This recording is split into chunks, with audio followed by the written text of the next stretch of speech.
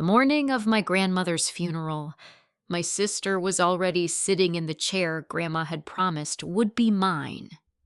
Why would she take that seat unless she knew what it meant? Why had the cream-colored envelope Grandma always kept there disappeared?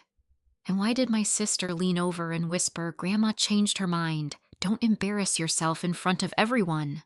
I almost argued until Attorney Benjamin Carter stood up, looked past my sister, and said, "Maeve Kennedy, your grandmother asked that you read her final note." The first line told me this funeral was never just about saying goodbye. Before we begin, I'd love to know where you're watching from and what your local time is right now.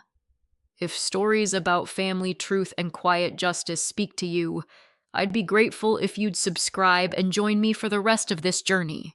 I never imagined that the most important lesson my grandmother would leave me had nothing to do with money. If you had asked my relatives 6 months before her funeral which granddaughter loved Grandma Evelyn the most, almost every one of them would have answered Claire.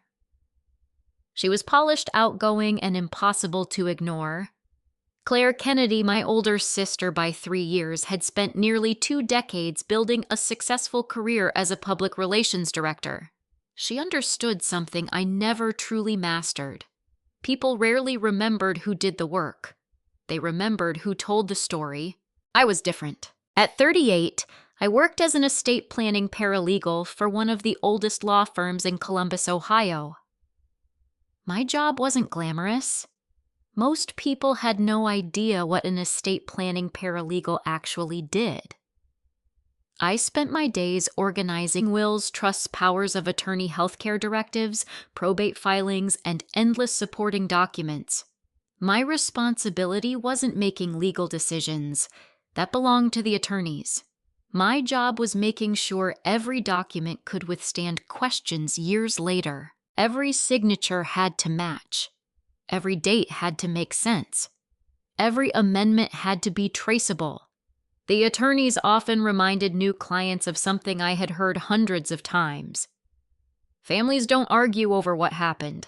They argue over what they believe happened. That sentence stayed with me long before I understood how personal it would become. After work, I usually drove 20 minutes across Columbus to Grandma Evelyn's house. She had lived in the same white brick ranch home for 46 years. The neighborhood had changed around her. Old maple trees now towered over sidewalks where my sister and I once rode bicycles. New families moved into homes once occupied by retirees. The grocery store she'd visited for decades had become an organic market she jokingly called the expensive lettuce place. Grandma refused to move. "This house still knows my footsteps," she'd say, "and someday it'll know someone else's." She was 84 then. Her arthritis made opening jars difficult. Her knees protested every staircase. Her eyesight wasn't what it had once been, but her mind remained wonderfully sharp. Most evenings followed the same comfortable routine. I'd help organize her weekly medications. I'd review the stack of mail that always accumulated on her kitchen table. If a medical bill arrived, we'd read it together. If an insurance statement looked confusing, I'd explain it in plain English. Sometimes we'd sit on the back porch drinking iced tea while she asked questions about my work. "So what exactly did you organize today?" she'd ask. "A trust amendment." "What does that actually mean?" "It means someone wanted to change part of a plan they made years ago." "And people really argue over paper that much?" I laughed. "Not over the paper. Over what the paper proves." She always smiled when I answered like that. "You've become patient." "I had a good teacher." She would pretend not to hear the compliment. What I never did was advise Grandma how to divide her estate. That boundary mattered. Working in estate planning had taught me something many families never understood. The moment a rev started influencing someone's decisions about money, every future choice became vulnerable to suspicion. So whenever Grandma asked questions about her will, my answer never changed. "That's something you should discuss with Attorney Benjamin Carter." She trusted him completely. He had represented Grandpa years before he passed away and continued helping Grandma ever since. I trusted him too. That made life simpler. Claire's visits looked very different. She usually arrived on Saturday afternoons, never empty-handed, sometimes flowers, sometimes expensive pastries, sometimes matching sweaters she insisted they wear together for pictures. She'd hug Grandma tightly, take several photos, record short videos, laugh loudly enough for neighbors watering their gardens to hear. Within an hour, pictures appeared online. Saturday with my favorite girl. So grateful for every moment. Family is everything. Hundreds of likes followed. Comments poured in. You're such a devoted granddaughter. Evelyn is lucky to have you. So beautiful. Our mother Patricia adored those posts. She shared nearly every one. Then she'd call me. Did you see Claire's pictures? I did. She really makes your grandmother happy. I'm glad she visited. Patricia always paused after that as though waiting for me to admit something. You know, she'd continue carefully, Claire has such a gift for bringing people together. I know. You've always been more practical. Practical. That word followed me most of my life. Claire was warm. Claire was charming. Claire was thoughtful. I was practical. No one meant it as an insult, but somehow it always landed like one. What none of them saw were the ordinary Tuesdays, the Thursday doctor's appointments, the pharmacy pickups, the evenings when Grandma couldn't sleep because arthritis had settled into her hands, the mornings I quietly replaced groceries she'd forgotten to buy. Those moments never appeared on social media. They weren't dramatic enough. One rainy Wednesday, while we folded laundry together in her living room, Grandma suddenly asked, "How many people know you come here almost every day?" I shrugged. I don't know. Your mother. Probably. Claire. I assume so. Grandma looked down at the towel she was folding. Interesting. What is? People notice what they need to notice. I wasn't sure what she meant. She changed the subject before I could ask. A few weeks later, the entire family gathered for Grandma's 84th birthday. Claire arrived nearly an hour late. She swept into the dining room carrying a beautifully decorated cake from one of Columbus's most expensive bakeries. Everyone applauded. Patricia hugged her. Uncle Thomas joked, "Now the party can finally start." Claire laughed. Traffic was terrible. No one mentioned that I'd spent the previous 4 hours helping Grandma cook, or that we decorated together that morning, or that I'd driven across town twice after discovering she'd forgotten candles. That wasn't anyone's fault. People naturally noticed the final presentation, not the preparation. During dinner, Claire entertained everyone with stories from work, clients, television interviews, corporate events. Every conversation somehow circled back to her. Grandma mostly listened, occasionally smiling, occasionally studying faces around the table more carefully than anyone realized. Later that evening, after everyone else wandered into the backyard, Grandma and I stayed inside cleaning dishes. She dried a dinner plate slowly before speaking. Maeve. Yeah. Do you know why families argue so much after funerals? I've seen enough probate files to guess. She chuckled softly. No. It's because funerals don't just reveal grief. They reveal what people believe they've earned. I stopped rinsing the glass in my hands. She continued stacking plates. I've watched families fight over watches, recipes, photographs, chairs. I smiled. Chairs? Oh yes, the first row. The favorite seat. Who stands closest? People think those things prove who mattered most. She looked directly at me then. The truth rarely sits where everyone is looking. I frowned. I don't understand.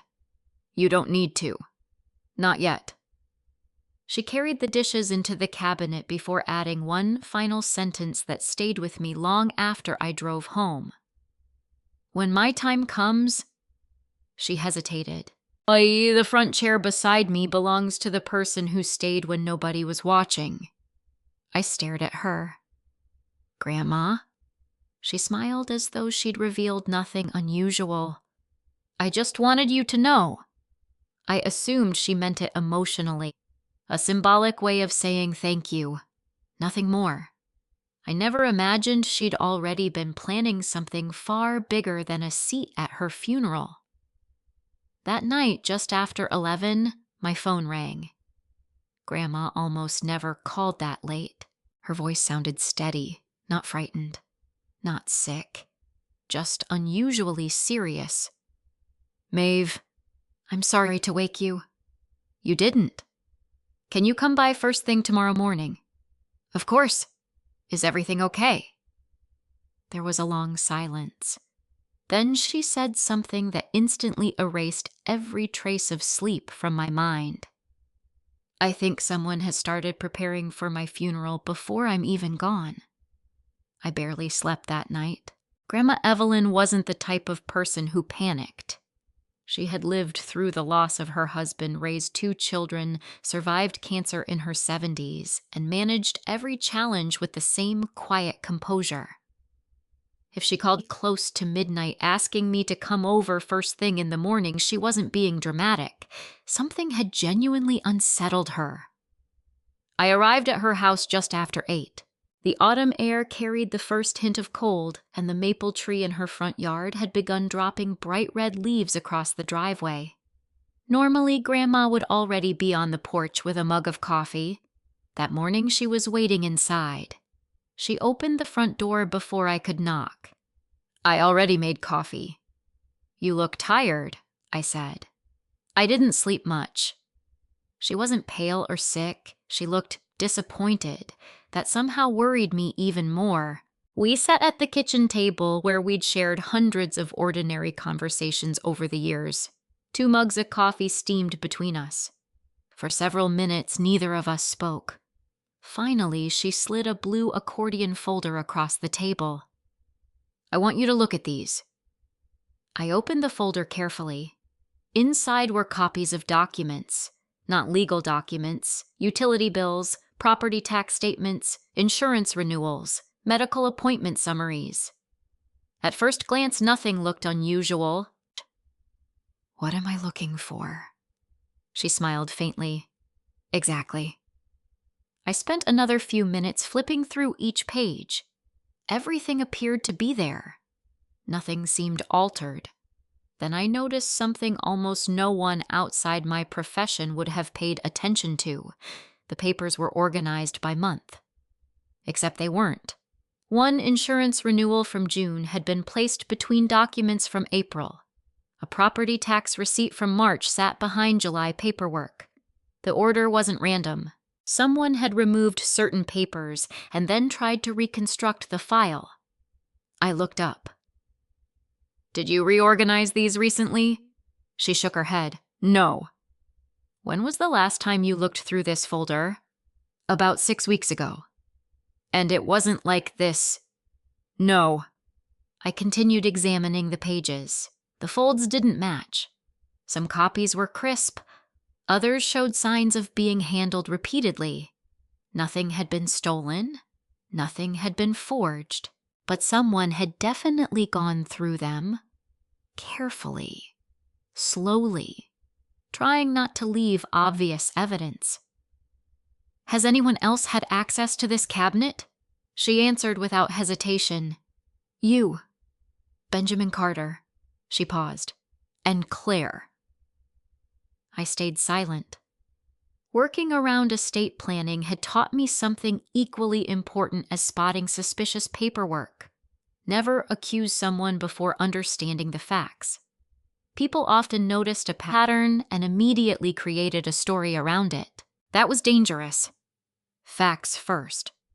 Interpretation later. "When was Claire here?" 3 weeks ago. "What happened?"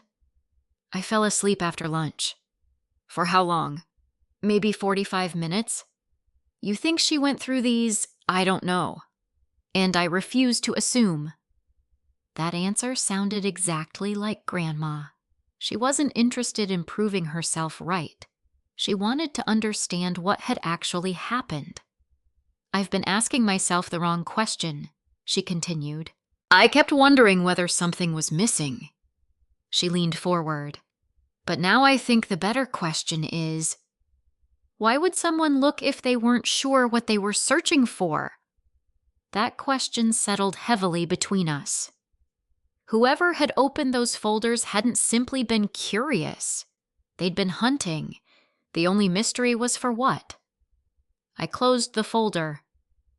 I think you should tell Benjamin. I already did. That surprised me. When? Yesterday. And he'll stop by tomorrow.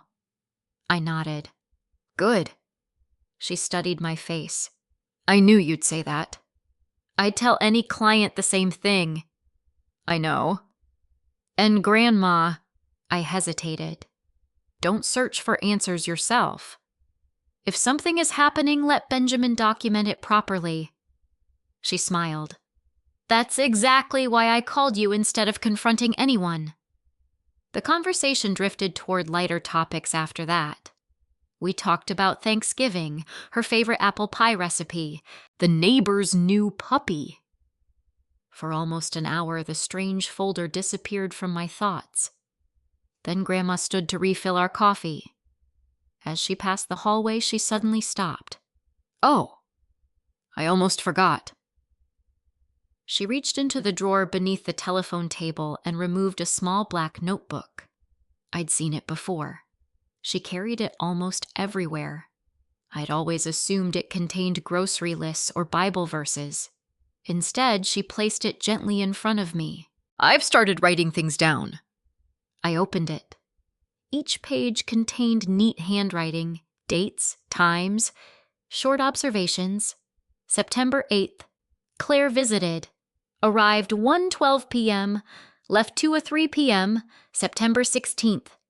Maeve replaced smoke detector batteries, picked up prescriptions, stayed until dinner. September 22nd, Nurse Amanda visited. Blood pressure normal, nothing dramatic, nothing emotional, just records, precise, objective, almost clinical.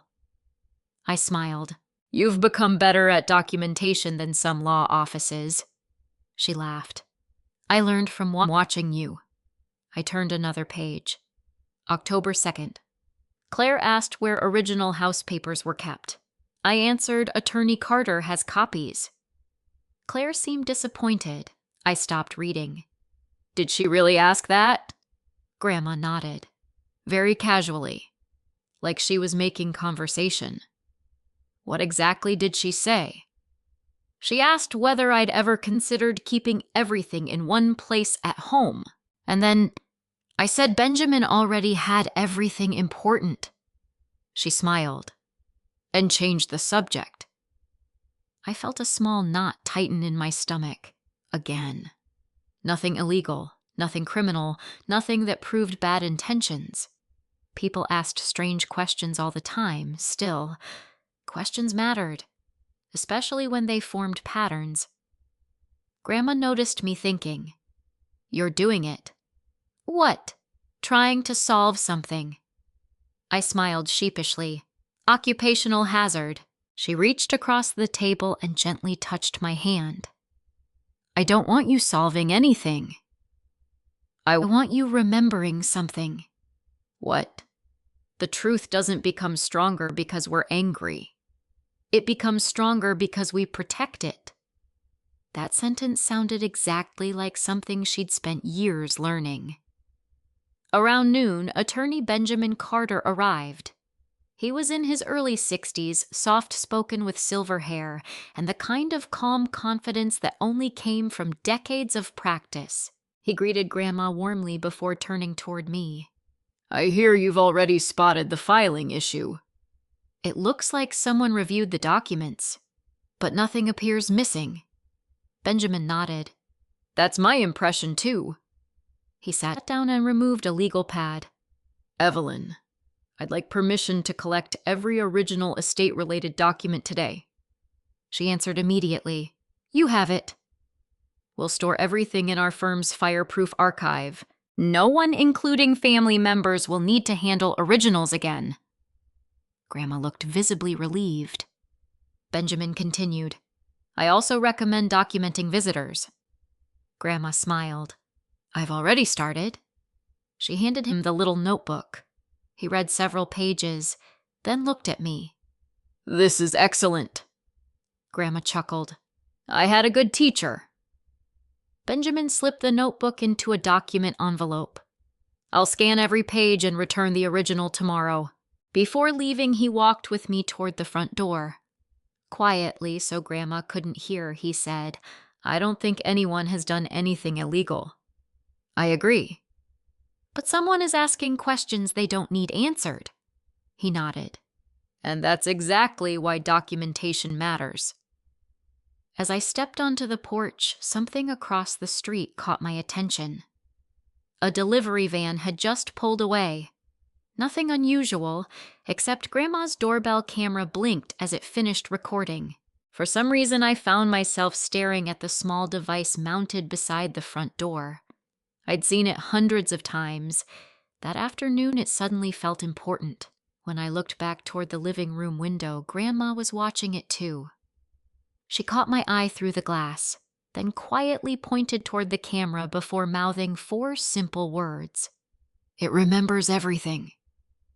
3 days later, Benjamin Carter called me at work.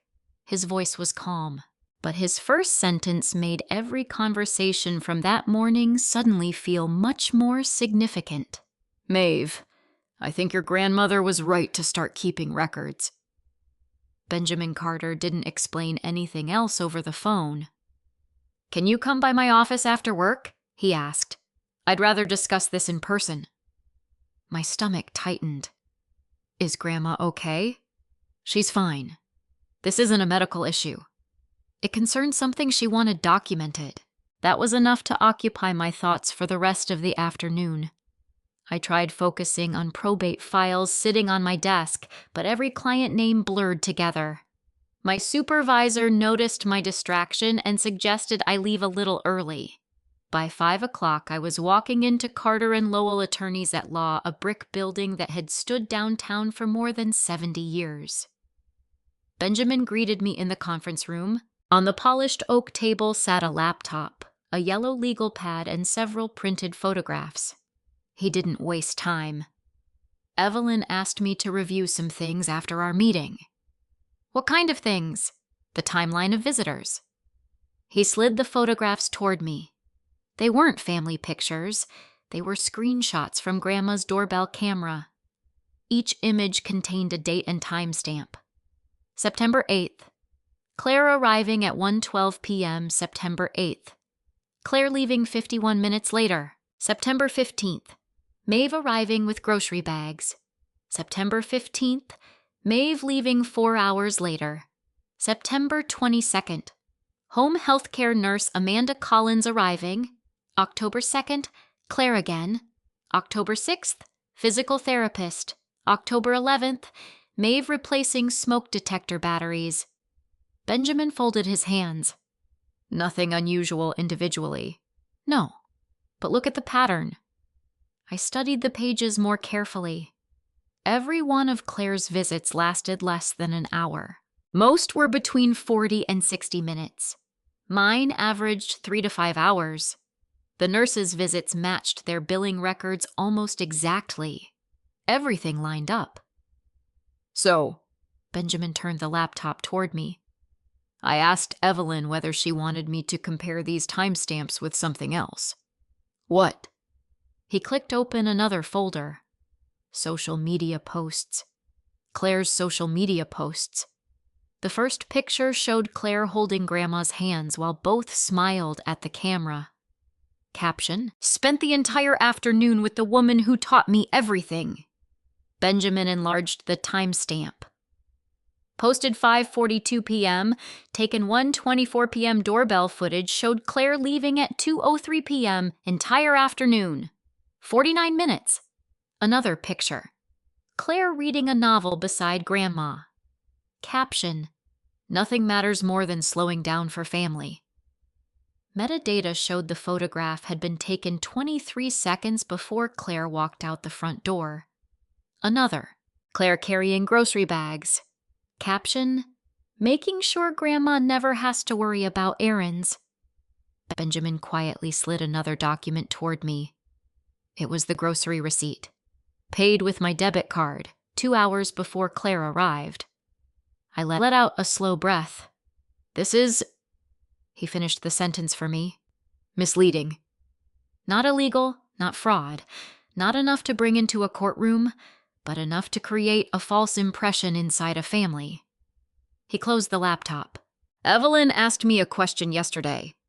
What was it? She asked whether reputation can become a kind of inheritance. I thought about that.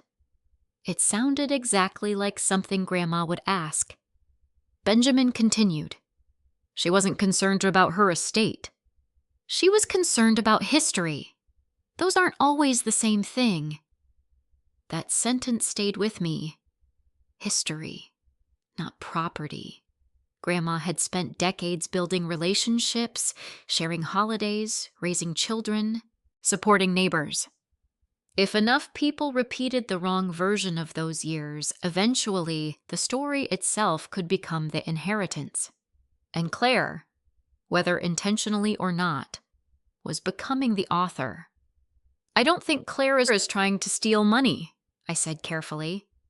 Benjamin nodded. I don't either. I think she's trying to own the narrative. The phrase landed with uncomfortable accuracy.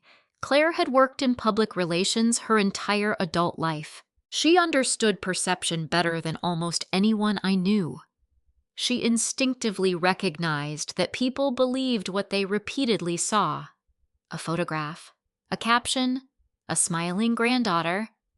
Very few people asked what happened before the camera came out. Benjamin opened another folder. This came from Nurse Amanda Collins. Inside were caregiver logs. Every professional home health visit documented who was present. September 15th, family member present Maeve Kennedy. September 22nd, family member present Maeve Kennedy. October 6th, family member present Maeve Kennedy. October 13th, no family present. October 18th, Claire Kennedy present for approximately 20 minutes before departure. Each entry carried Amanda's signature, objective, routine, impossible to accuse of favoritism. Benjamin looked at me. I didn't request these. Evelyn did. Why? She said she wanted independent records? I leaned back in my chair. Grandma had been quietly creating layers of documentation, the notebook, the camera, professional caregiver records, attorney files. Each one independently verified the others. No single document proved anything dramatic. Together, they painted a remarkably accurate picture of everyday life. I still don't understand why. Benjamin smiled gently. You will. I suspect Evelyn already knows exactly where this is leading. That answer only created more questions. When I arrived at Grandma's house later that evening, she was watering the flowers near the porch. She seemed lighter than she had a few days earlier. Benjamin must have told her everything had been secured. We sat outside until sunset. Without mentioning the meeting, she asked, "What did Benjamin think?" "He said your records are thorough." She laughed. "I've become a boring old woman." "I don't think boring people create evidence binders." She smiled. "Fair point." After a long silence, she asked another unexpected question. "Do you know why I stopped correcting people when they praised Claire?" I frowned. "I always wondered."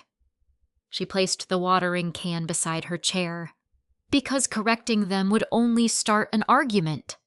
And the truth doesn't need my voice forever. It only needs enough facts." I stared at the fading sunlight across her backyard. "I still don't understand what you're preparing for." She looked toward the maple tree. Neither do I. Not completely. But I've lived long enough to recognize when someone cares more about being seen than about simply showing up. She turned back toward me. And eventually, life always gives that person one more audience than they can control. The words sent a chill through me, not because they sounded threatening, because they sounded inevitable. Before I left that evening, Grandma stopped me at the front door. I have one favor. Anything. If something happens to me, I immediately interrupted. Grandma, she smiled. Humor me. I nodded. If something happens, don't argue with anyone, especially not Claire. I waited. Promise me. I promise. She squeezed my hand. No matter what anyone says, no matter where anyone sits, no matter what they take, just watch. I laughed softly. That's a very specific promise. It needs to be. As I drove home, I couldn't stop replaying those words. No matter where anyone sits. At the time, I assumed she meant that figuratively. I had no idea she was talking about a chair I would someday see occupied by my own sister. The following Monday morning, while organizing files at work, my phone vibrated. It was a text from Claire. The message was unusually casual. Random question. Does Grandma still keep important papers at home, or has she moved everything somewhere else? I stared at the screen for several seconds. Then I remembered the question Grandma had written in her notebook. Claire had already asked her exactly the same thing. Now she was asking me. I didn't answer Claire's text right away. Instead, I locked my phone and finished organizing the probate files scattered across my desk. One thing working in estate planning had taught me was that people often revealed more by repeating a question than by asking it once. If someone genuinely forgot where documents were kept, they usually said so. If someone already knew the answer but kept asking different people, they were often checking whether everyone's story matched. Claire knew Grandma had an attorney. She knew Benjamin Carter had handled Grandpa's estate years earlier. She also knew I would never discuss Grandma's private affairs. So why ask me? When I finally replied 20 minutes later, my message contained only one sentence. If Grandma has questions about her paperwork, Benjamin would be the person to ask. Nothing else. Claire responded almost immediately. Wow, that's a very lawyer answer. I smiled despite myself. It was. The conversation ended there. Or so I thought. That Saturday afternoon, I drove to Grandma's house with groceries. She was sitting at the dining room table sorting old family photographs into neat piles. Not albums, loose prints. Some were faded black and white pictures from the 1950s. Others showed birthday parties, fishing trips, graduations, Christmas mornings. The ordinary moments that eventually became a family's history. Perfect timing, she said as I walked in. I need another pair of hands. For dinner. For memories. She handed me a stack of photographs. Put these in chronological order if you can. For nearly an hour we sat together identifying people. Grandpa at 26. Mom before Claire was born. Uncle Thomas wearing a ridiculous plaid suit in 1983.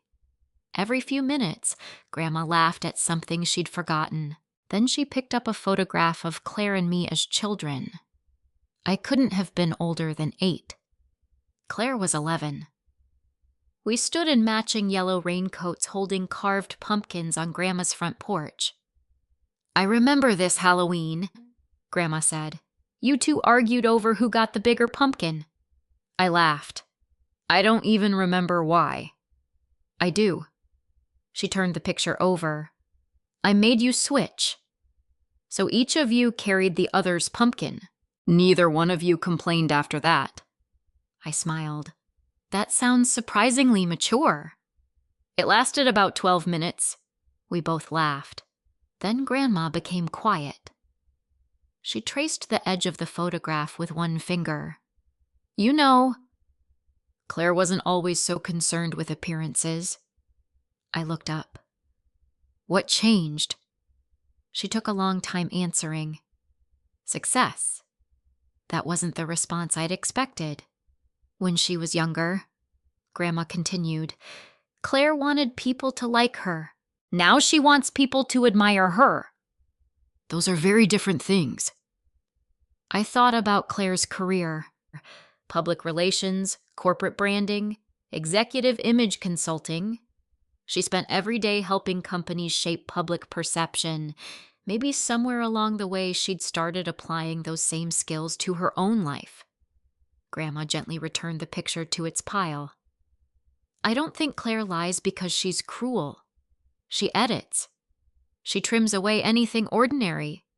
So, eventually, she forgets ordinary life is where trust is built. There was no bitterness in Grandma's voice, only sadness. That made it harder to hear.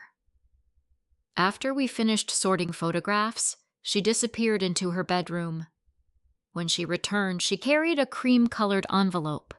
It was thick. Its flap was sealed with dark blue wax impressed with Grandpa's old signet ring. I'd never seen that seal before. She held it for several seconds before placing it carefully on the dining table. I need you to promise me something. What is it? If anything happens to me, never ask Benjamin what's inside this. I blinked. You don't want me to know. I do. But only when the time is right. She rested one hand on the envelope. I've already told Benjamin exactly when it should be opened. Okay? And if anyone asks about it, you tell them nothing? I can do that. She smiled. I know. She slid the envelope back toward herself. I've learned something interesting these past few months. What? The things people want most. They usually reveal by the questions they keep asking. I immediately thought about Claire's text. Grandma must have seen something in my face because she smiled knowingly. Benjamin told me. He didn't tell me what Claire asked. He only said she'd been curious. Grandma nodded slowly. I wasn't surprised. She stood and walked toward the hallway. Come with me. We stopped in front of the small wooden cabinet where she kept household paperwork. She opened it. The shelves looked almost empty now. Only instruction manuals, appliance warranties, and utility bills remained. No originals. They're all with Benjamin. She closed the cabinet. If someone opens this now, they'll find nothing important. Then she looked directly into my eyes. I've removed every temptation. I understood exactly what she meant. She wasn't accusing anyone. She was removing the possibility. That was very much like Grandma. She believed preventing conflict was wiser than winning it later. As evening approached, we carried dinner onto the back porch. The neighborhood was unusually quiet. Leaves drifted across the yard. Somewhere down the block, children laughed while riding bicycles. Grandma watched them for several moments. When your grandfather died, she said softly, everyone expected us to fight. Did you? She shook her head. No. He planned carefully. He knew confusion creates opportunities. For what? For people to tell themselves stories that justify what they want. She looked at me. I've spent the last year trying to leave as few opportunities for confusion as possible. I suddenly realized something. The notebook. She nodded. The camera. Another nod. Benjamin? Yes. The nurses? Yes. The photographs? She smiled warmly. You finally see it. None of those things existed because Grandma expected a lawsuit. They existed because she wanted the truth to survive memory. Not dramatic truth, not emotional truth, simple truth. Who came, who stayed, who helped, who didn't. Facts. Nothing more, nothing less. The porch grew quiet again. Finally, I asked the question that had been sitting in my mind for weeks. Grandma, If you've documented everything, why do you keep talking about that chair? She laughed so softly I almost missed it. Because people think symbols are harmless. They aren't. They reveal priorities. I still don't understand. You don't have to. Not yet. She reached for the cream-colored envelope once more. This time she placed it in a small leather document pouch. Then she zipped it closed. I'm taking this to Benjamin tomorrow. You trust him that much? I trust process. That answer sounded exactly like something an estate planning attorney would say. Or a paralegal. She smiled at my expression. You've rubbed off on me. Before I left that evening, she walked me to the front door. She hugged me longer than usual. As I stepped onto the porch, she called my name. Maeve. I turned back. If someone ever takes something that was meant for you, don't be too quick to take it back. I waited for her to explain. She didn't. Instead, she smiled with that peaceful certainty she sometimes had, as though she'd already read the last chapter of a book everyone else was still living. 3 days later, Benjamin Carter called. His voice was steady. Evelyn came by exactly as planned. She left the sealed envelope with me. She also recorded one final set of personal instructions. I relaxed. Good. There was a brief silence. Then Benjamin added something I wasn't expecting. And Maeve, I don't believe those instructions are about her estate. They're about someone she expects to make a very public mistake. Grandma Evelyn passed away 12 days later. The call came just after 6 on a Thursday morning. It was Patricia. Her voice was quiet, almost mechanical, as if she had already cried until there were no tears left. She went peacefully. I closed my eyes. For several seconds, I couldn't answer. Even though we all knew Grandma's health had slowly declined over the past year, I had somehow convinced myself there would be another Saturday afternoon, another cup of coffee in her kitchen, another conversation about photographs or old recipes. Instead, there was silence. The funeral was scheduled for the following Tuesday. The next few days disappeared beneath phone calls, flowers, casseroles from neighbors, obituary drafts, and family meetings. Attorney Benjamin Carter handled every legal instruction exactly as Grandma had requested. The funeral director handled everything else. I stayed busy because it was easier than sitting alone with grief. Claire, meanwhile, became the center of every conversation. She coordinated floral arrangements. She spoke with relatives flying in from Arizona and North Carolina. She updated everyone through a family group chat. No one had asked her to take charge. She simply did. And because Claire had always been good at organizing people, everyone naturally followed. Even I did. There was nothing inappropriate about helping, nothing manipulative. At least not yet. On Monday evening, the family gathered at Patricia's house to finalize details for the service. Photographs of Grandma covered the dining room table. The funeral program had already been printed. Music selections were approved. Benjamin briefly stopped by to confirm the schedule. Before leaving, he quietly pulled me aside. "Tomorrow," he said. "Whatever happens, remember your promise." I knew exactly what he meant. Don't argue, no matter where anyone sits, no matter what anyone takes. Just watch. I remember. He nodded once, then left. That night I barely slept. Not because I expected conflict, because I missed Grandma. The realization kept arriving in waves. Every time I reached for my phone to call her about something funny that had happened at work, I remembered. Every time I passed the grocery store and thought she might need milk, I remembered. Grief wasn't loud. It was repetitive. Tuesday morning arrived cold and bright. The sky over Columbus was perfectly clear. The funeral home stood at the end of a quiet street, lined with maple trees that had almost completely shed their leaves. I arrived early, much earlier than most guests. Part of me wanted a few private moments beside Grandma before the building filled with people. The parking lot was already half full. That surprised me. Inside, soft piano music drifted through the chapel. The scent of fresh lilies filled the air. Grandma's casket rested beneath a spray of white roses. She looked peaceful, exactly as I'd hoped. I stood beside her for several minutes.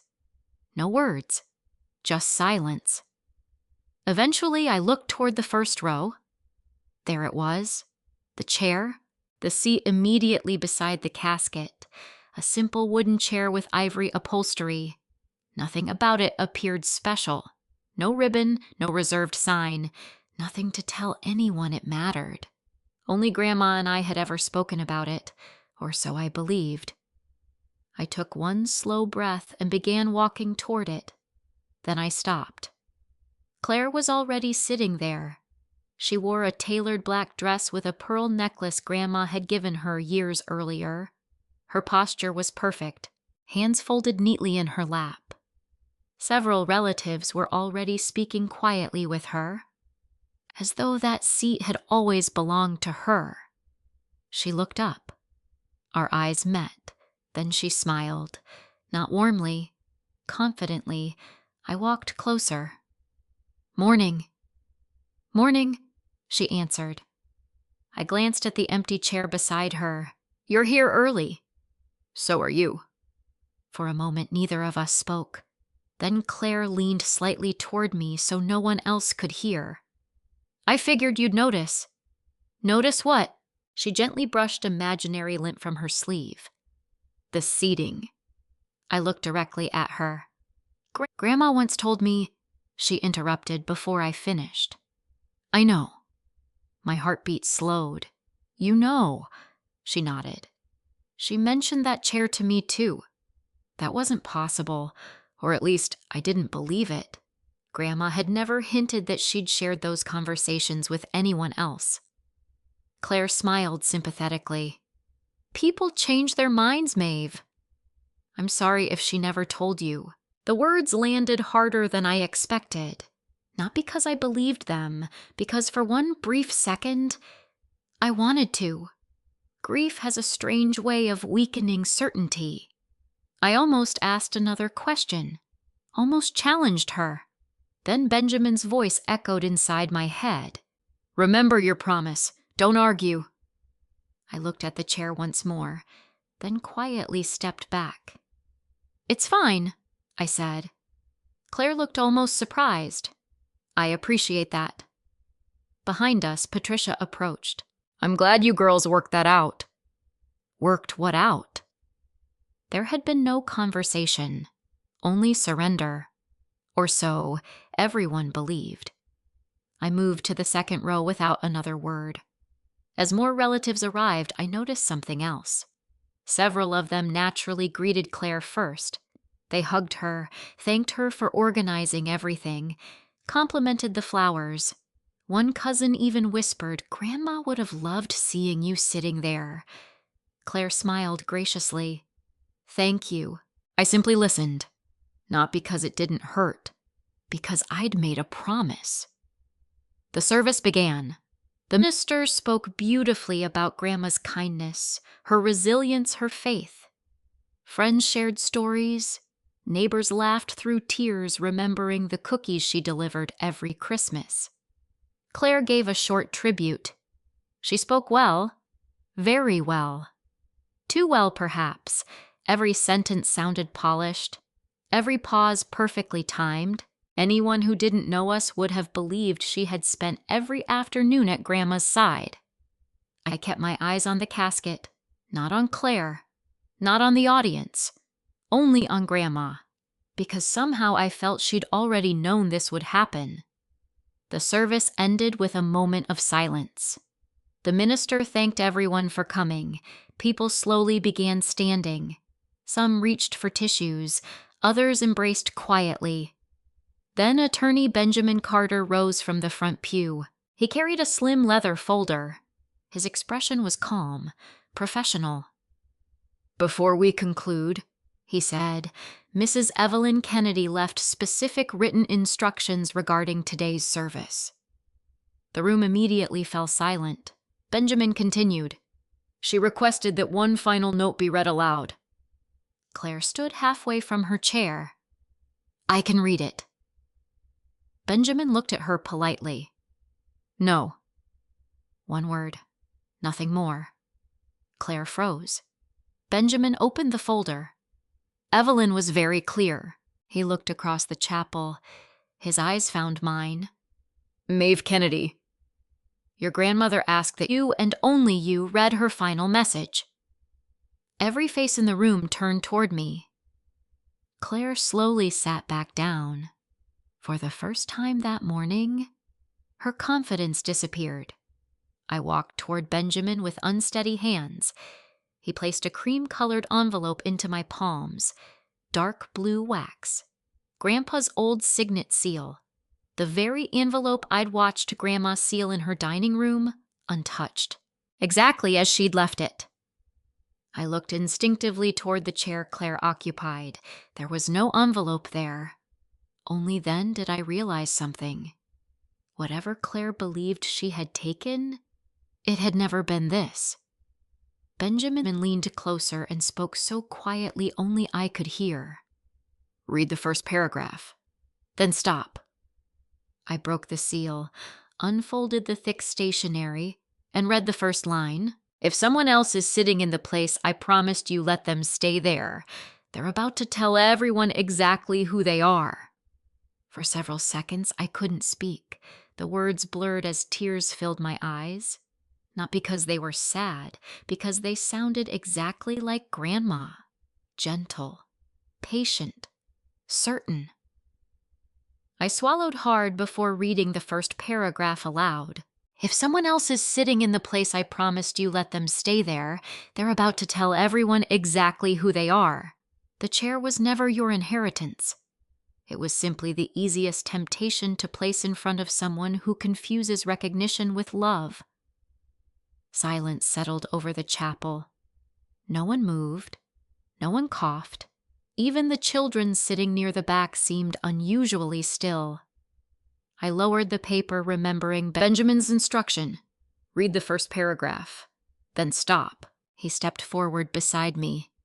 "Mrs. Kennedy left additional directions." He turned toward the funeral home's audiovisual technician. "Please begin the presentation." The large screen behind the podium lit up. There was no dramatic music, no emotional montage, only a plain white title against a dark background. Verified care records.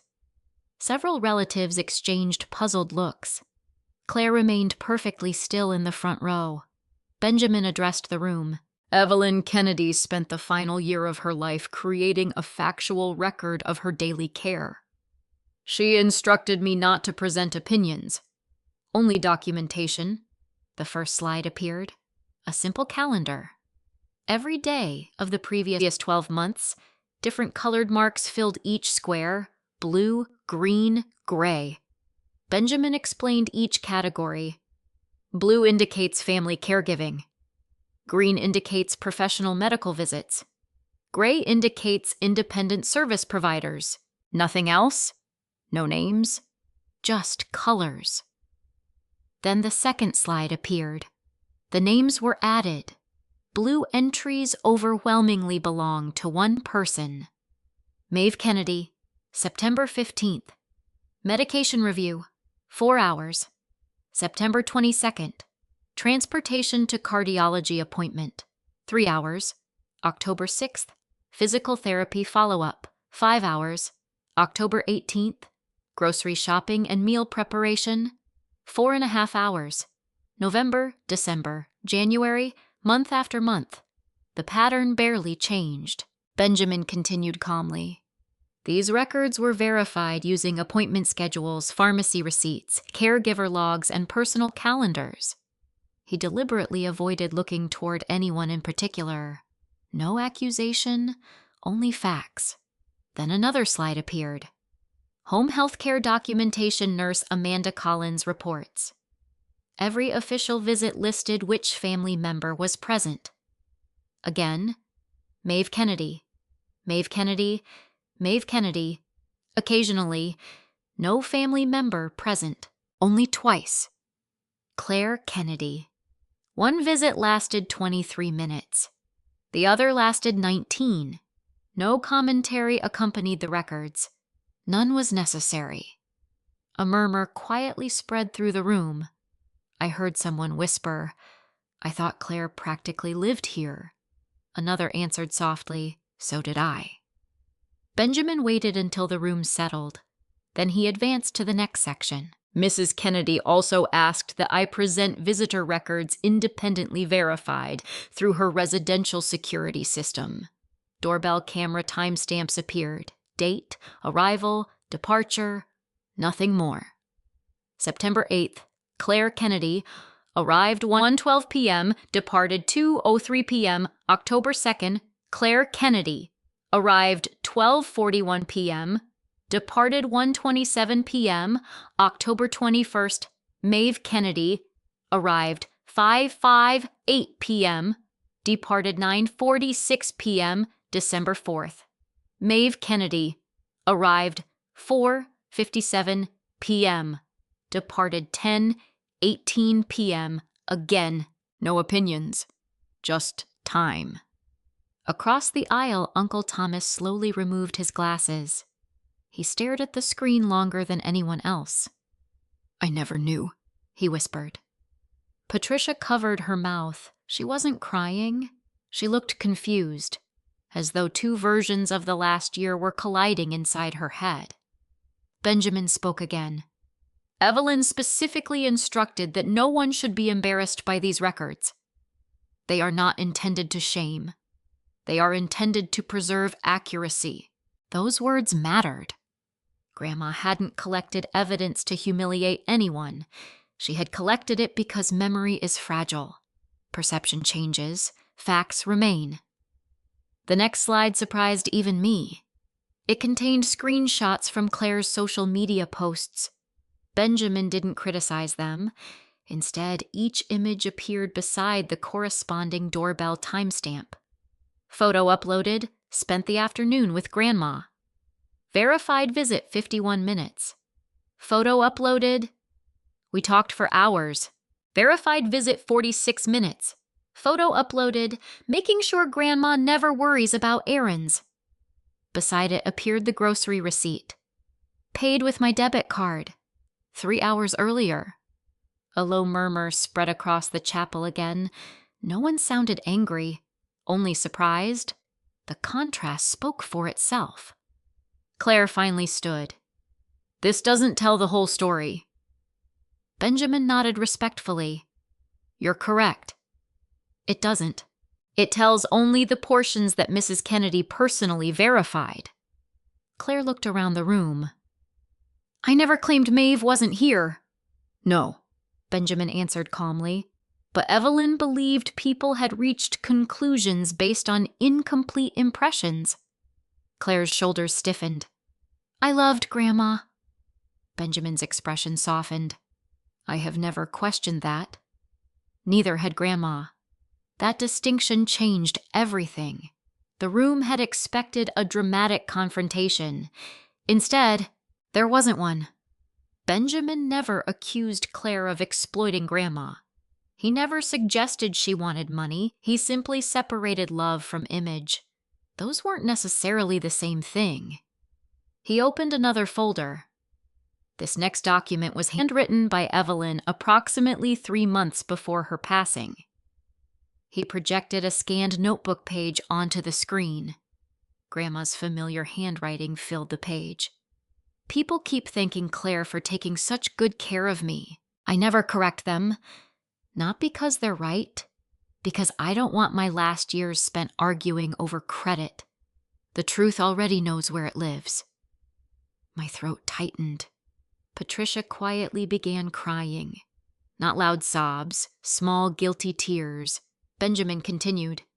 Evelyn asked me to emphasize that these writings were private reflections. They were never shown to Maeve. That was true. I'd never seen this page. Not until now. He turned another page.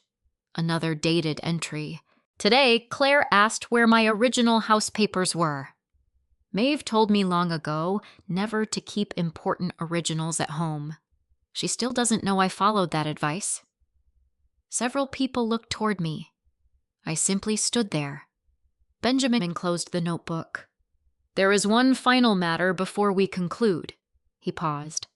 Evelyn anticipated that someone might remove the envelope she planned to place beside the front chair. The chapel instantly became silent again. My heartbeat quickened. Benjamin looked directly at the first row. The envelope displayed on that chair this morning was intentionally left there as a decoy. Claire's face lost all color. Benjamin continued with the same measured tone. The original sealed letter has remained in my possession since Evelyn personally delivered it to my office. No one spoke. No one breathed. The purpose of the envelope on the chair was never to protect a document. It was to answer one question Evelyn believed only actions could answer. He looked slowly across the room. Would anyone place personal importance above respecting her final wishes? The answer now hung silently before everyone. Benjamin reached into his leather folder. He removed a printed still image from Grandma's doorbell camera, then another, then another. He placed them face down on the podium. I believe, he said quietly, it's time everyone saw what happened before today's service officially began. The funeral chapel had become so quiet that I could hear the soft hum of the heating system. Benjamin Carter didn't rush. He never had. In the years I'd known him, I'd learned that silence often carried more weight than dramatic words. He picked up the first photograph and turned it toward the audience. It was a time-stamped image from Grandma's doorbell camera. Tuesday, 8:07 a.m. The chapel doors hadn't opened to guests yet. Only immediate family and funeral staff had been allowed inside. Claire appeared in the frame. She was alone. The second image followed. 8:09 a.m. Claire stood beside the front row, leaning toward the chair nearest Grandma's casket. Her body blocked most of the view. The third image appeared. 8:10 a.m. Claire reached down. A cream-colored envelope became visible in her hand. A quiet gasp spread across the room. Benjamin immediately spoke. Please remember what Evelyn asked of me. Do not assume motive. We can only describe actions. I appreciated that. He refused to make Claire into a villain. He simply allowed everyone to see exactly what had happened. The fourth image appeared. Claire slipped the envelope into her handbag. Then she sat in the front chair. No editing, no dramatic zoom. Only 4 still photographs captured over 3 minutes. Benjamin placed the prints back onto the podium. These images answer only one question. They show that the envelope displayed beside Evelyn's casket was removed before the service began. He paused. They do not tell us why. For the first time all morning, Claire spoke without the polished confidence that had always defined her. I thought... She stopped. No one interrupted. She looked toward Benjamin. I honestly believed it was meant for me. Benjamin nodded gently. I suspected you might. She blinked. What do you mean? He folded his hands. When Evelyn delivered the original sealed letter to my office, she also gave me written instructions concerning a second envelope. Claire stared at him. Benjamin continued. She told me to place an empty envelope with the same seal beside the front chair immediately before the service. A ripple of surprise moved through the chapel. Patricia looked completely stunned. You knew someone would take it, she asked. Benjamin shook his head. No. Evelyn believed someone might. There is an important difference. He reached into the leather folder again and unfolded another handwritten page. Evelyn anticipated that whoever believed symbols mattered more than intentions might focus on the chair. He began reading. If the envelope remains where I leave it, wonderful. If it disappears, that tells its own story. Either way, no one will have taken anything that truly belongs to someone else. Benjamin lowered the page. The original letter never left my firm's fireproof archive. Claire slowly sat back down, her shoulders slumped. I wasn't trying to steal anything. Her voice barely carried across the room. I thought. Again, she couldn't finish. Benjamin answered with surprising kindness. I believe you. Everyone looked at him. He continued carefully. I do not believe you expected money inside. I believe you expected importance. Those words settled over the room with remarkable force. Importance, recognition, confirmation, not cash, not property, just proof that she had been the granddaughter Grandma valued most. Claire covered her eyes for a moment. When she finally spoke again, the practiced confidence was gone. You have no idea what it was like growing up. The room remained silent. She looked first at Patricia, then at me. Every time I accomplished something, I felt like I had to accomplish something even bigger. She gave a sad laugh. If I earned an A, the next report card had to be perfect. If I got promoted, I needed another promotion. I honestly believed if Grandma left something beside that chair, it meant she'd finally chosen me. Patricia stared at her daughter in disbelief. Claire, you never had to earn our love. Claire smiled weakly. Maybe not. But I spent 41 years thinking I did. For the first time since Grandma died, I didn't see my older sister as someone trying to defeat me. I saw someone exhausted. Someone who had confused admiration with acceptance for so long that she couldn't tell the difference anymore. Benjamin quietly closed the folder. Evelyn wrote something else. He looked toward me. Maeve, would you read this one?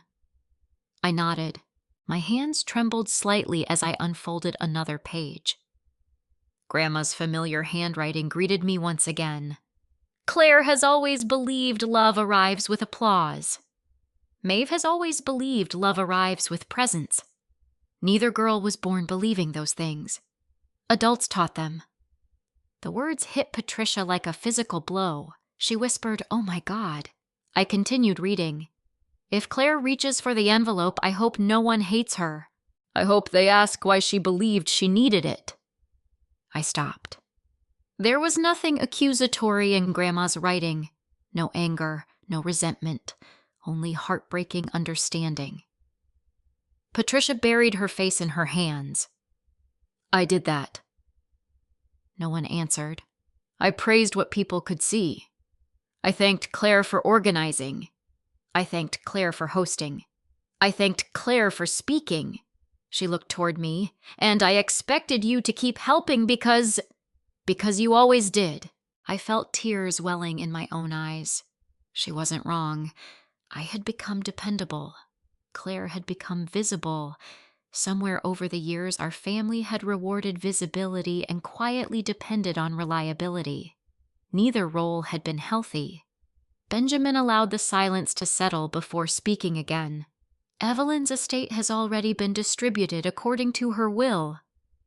There are no surprises. No hidden fortunes. No unequal inheritance. Several relatives looked relieved. Benjamin smiled faintly. Evelyn believed financial fairness prevented unnecessary resentment. She divided her estate almost equally. Claire looked up. There isn't another letter changing the will. No, there never was. So, Claire glanced around the chapel. This wasn't about money. Benjamin answered immediately. No, it never was. He looked toward the casket. It was about making sure Evelyn's grandchildren would not spend the rest of their lives remembering the wrong story. I lowered Grandma's letter. For the first time all morning, the front chair no longer mattered. Neither did the empty envelope. Neither did who had stood closest to the casket. Grandma had somehow managed to accomplish something only she could have done. She hadn't humiliated Claire. She hadn't rewarded me. She had corrected the family history before memory had the chance to rewrite it. Just as everyone began believing the service had finally reached its conclusion, Benjamin opened one last envelope from his folder. "There is one final instruction." He looked directly at me. "Evelyn appointed you as the custodian of something far more valuable than any financial asset." I frowned. "What do you mean?" Benjamin placed a small brass key and a sealed archival inventory on the podium. "The contents have been waiting for you since yesterday." Every pair of eyes in the chapel shifted from the brass key to me. It wasn't ornate, just an ordinary key with a small white tag attached. Across the tag in Benjamin Carter's careful handwriting were 4 simple words: Kennedy Family Archive. Benjamin picked it up and held it between his fingers. "This key doesn't open a safety deposit box. It opens a climate-controlled archive room at my office." Several relatives looked confused. Claire wiped her eyes but said nothing. Benjamin continued. "About 8 months ago, Evelyn instructed our firm to create a permanent archive containing documents she believed should remain together." He placed the key back on the podium. "These materials are not financial assets. They are family records." I frowned slightly. "What kind of records?" He smiled. "I think your grandmother wanted you to discover them yourself." The following Friday, 3 days after the funeral, I met Benjamin at his office. The atmosphere felt very different from every other time I'd been there. Normally, I visited to review estate files or deliver probate documents. This time, I was there as a granddaughter. Benjamin led me downstairs. At the end of a quiet hallway stood a heavy steel door. He inserted his own key card before nodding toward me. "Go ahead." I slid Grandma's brass key into the lock. The mechanism clicked. The room beyond wasn't large, maybe 15 feet by 20. Metal shelving lined every wall. Each shelf contained carefully labeled archival boxes, not dozens, only 12. Everyone carried Grandma's unmistakable handwriting. Family letters, photographs, recipes, military records, Grandpa's journals, children's drawings, medical history, holiday traditions. I stood perfectly still. It felt less like entering a storage room and more like walking into someone's memory. Benjamin watched quietly. "Evelyn wanted all of this preserved professionally, so it wouldn't disappear after the next generation."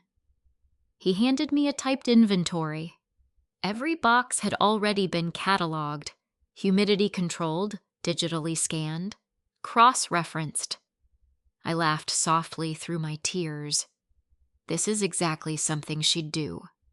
He smiled. "Actually, it's exactly something you would do." I looked at him. "Evelyn told me she learned the value of documentation from watching you."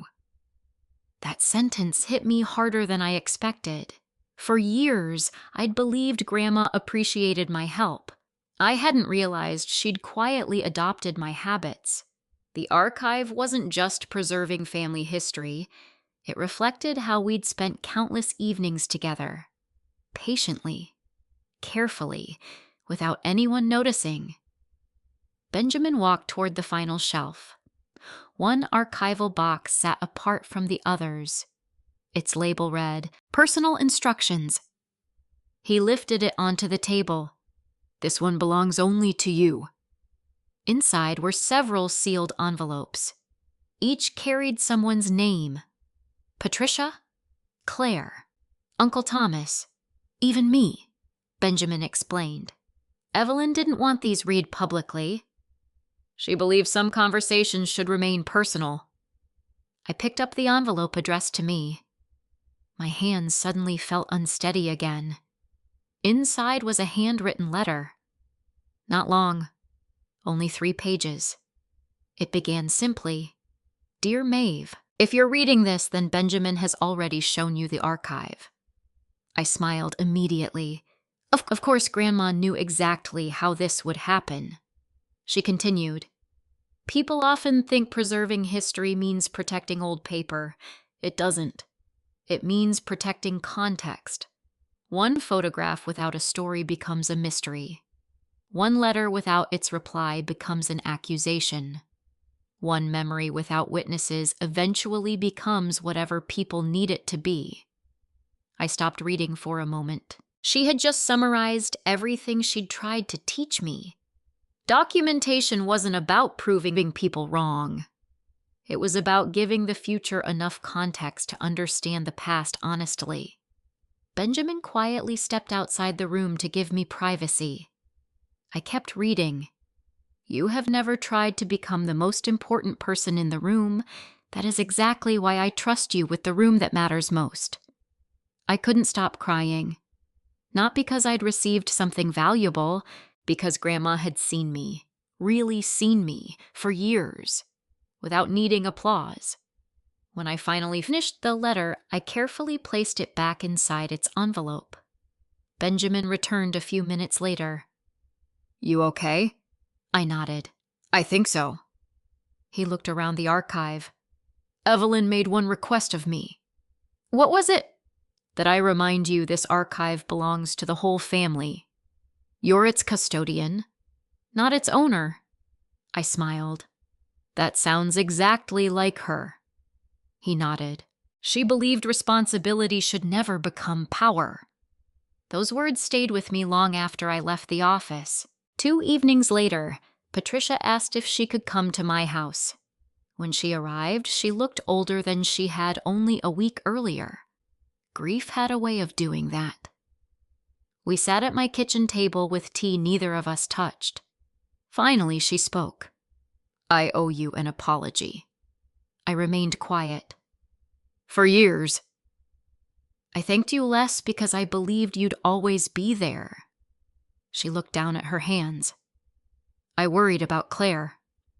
She always needed reassurance. So I gave her more attention. I kept telling myself you didn't need it." I swallowed.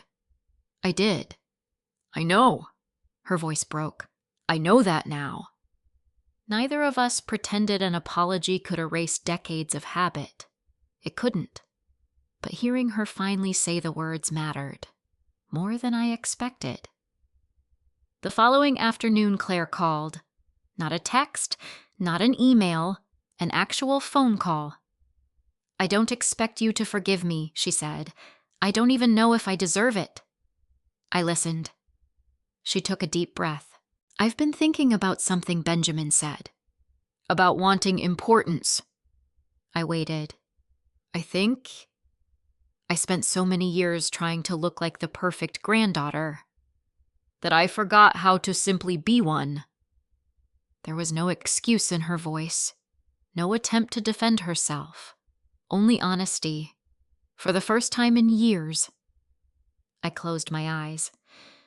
"Grandma loved you, Claire." "I know. I just don't think I believed that unless everyone else could see it." We talked for almost an hour, not about inheritance, not about the funeral, about childhood, about Grandpa, about mistakes, about things we probably should have discussed years earlier. When the call ended, I didn't feel everything had been repaired, but something had changed. The competition had finally stopped. A week later, Benjamin emailed me. The subject line contained only 5 words. "Final letter ready for delivery."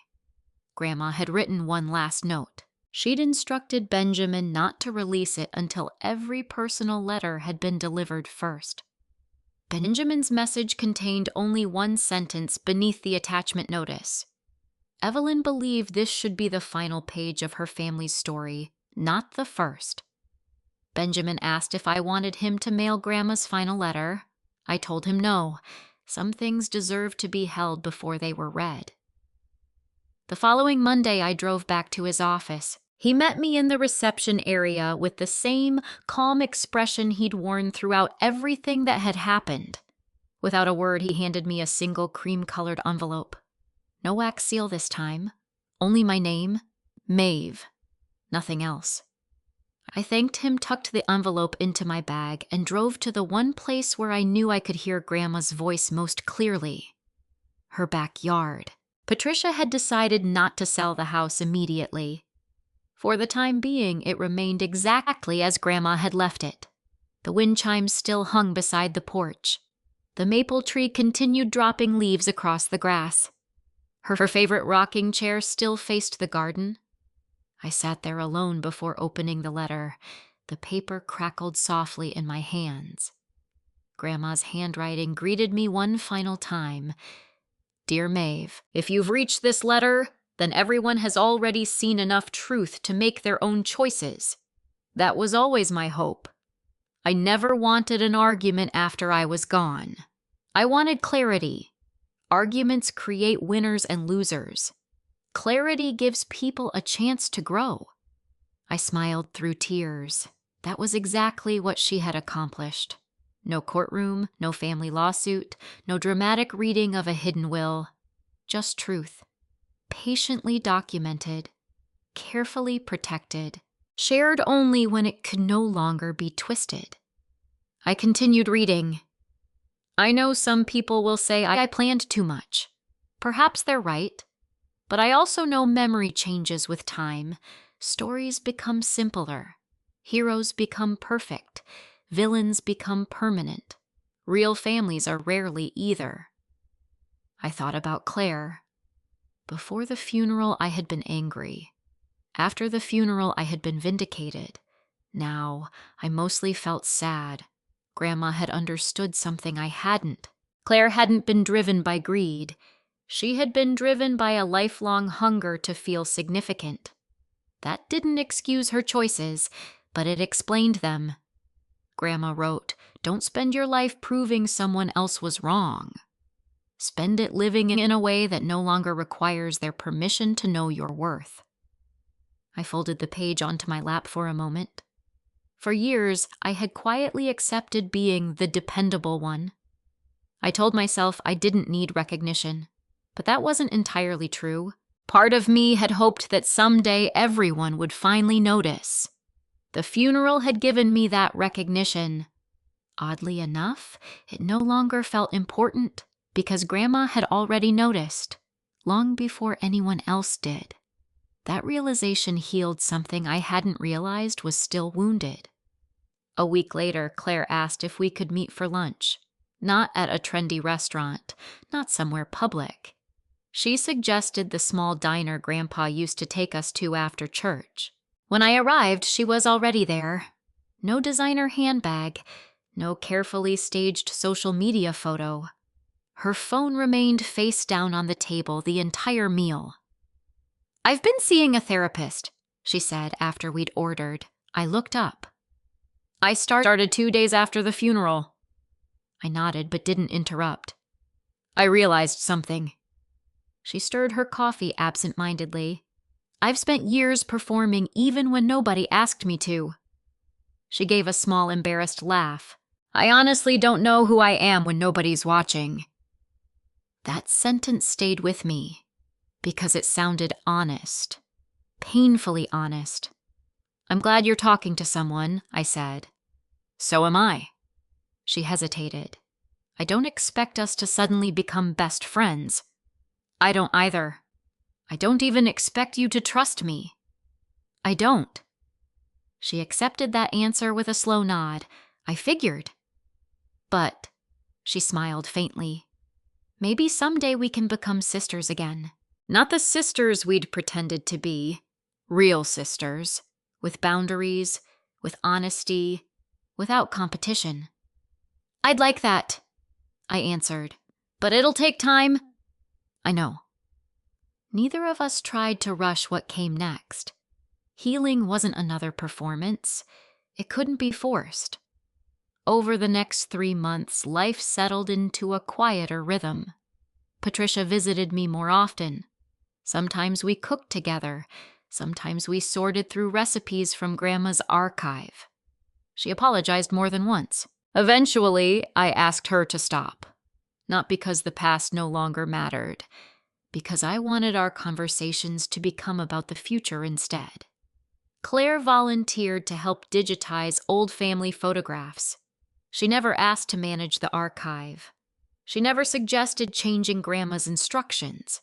She simply showed up when she said she would, sometimes for an hour, sometimes for 3, without posting a single picture online. That more than anything else told me she was changing. Trust didn't return overnight. It returned one kept promise at a time. Months later, I unlocked the archive room again. I walked slowly past every labeled box: Grandpa's journals, family recipes, holiday traditions, children's drawings, letters, photographs. Then I reached the final shelf. Inside my own folder rested Grandma's last letter. I read the closing lines one more time. Maeve, no one can steal your place unless you believe your worth depends on where you're sitting. The chair was never the gift. Your character was. Protect that above everything else, and you'll never lose what truly belongs to you. I carefully returned the letter to its archival sleeve, locked the box, turned off the lights, and closed the steel door. For the first time since Grandma's funeral, I realized I wasn't carrying the weight of proving anything anymore. Not to my family, not to Claire, not even to myself. The seat beside Grandma's casket had never defined who I was, neither had everyone else's applause. What remained was something far more valuable: a family history preserved honestly, a grandmother's wisdom protected by patience instead of anger, and boundaries strong enough to make forgiveness possible without pretending the past had never happened. Grandma had left each of us an inheritance. Claire inherited the chance to become authentic.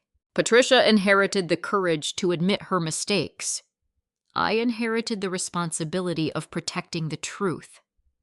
Looking back, I understand why Grandma asked me not to fight over that chair. Had I argued that morning, everyone would have remembered 2 sisters competing at a funeral. Instead, they remembered a grandmother who quietly let the truth speak for itself. And in the end, that truth was the only seat no one could ever take away. For anyone who has ever felt invisible within their own family, I hope this story reminds you that being overlooked is not the same as being unworthy. Sometimes the people who carry the greatest responsibilities receive the least recognition simply because others begin to assume they will always be there. That can be painful, but it does not diminish the value of what you have done. Healthy boundaries are not acts of revenge. They are acts of self-respect. Forgiveness can free your heart from bitterness, but it does not require you to restore the same level of trust or access to someone who has repeatedly hurt you. Real reconciliation, if it happens at all, is built through consistent actions over time, not emotional promises made in a single moment. If you've ever experienced favoritism manipulation or felt that your quiet efforts went unnoticed, I'd love to hear your perspective. What would you have done if you had been in Maeve's place? Share your thoughts or your own experience in the comments, because your story may encourage someone else who is going through something similar. If you enjoy thoughtful stories about family justice, resilience, and healing, consider subscribing so we can continue these conversations together. This is a fictional story created for entertainment, education, and reflection.